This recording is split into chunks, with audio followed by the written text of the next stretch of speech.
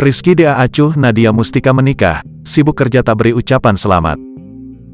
Nadia Mustika melepaskan status jandanya dengan menikah dengan pria bernama Iqbal Fitra Rosadi, Jumat, tanggal 25 November tahun 2023. Diketahui, Nadia Mustika merupakan mantan istri dari Rizky Dea kini sudah memiliki suami baru. Publik justru dibuat penasaran dengan respon Rizky Dea selaku mantan suami Nadia Mustika. Rupanya Rizky Dea acuh saat Nadia Mustika menikah lagi. Bahkan, dia tidak memberikan ucapan selamat untuk sang mantan istri. Dari akun sosial medianya, Rizky Dea malah sibuk bekerja di hari pernikahan Nadia Mustika. Wajah Rizky Dea tak tampak hadir dalam acara pernikahan mantan istrinya itu. Terlihat dari akun Instagramnya, Rizky Dea ternyata sibuk mengisi acara Anugerah Dangdut Indonesia di MNC TV. Hingga hari ini belum ada ucapan selamat dari Rizky Dea untuk mantan istrinya yang baru saja melangsung pernikahan.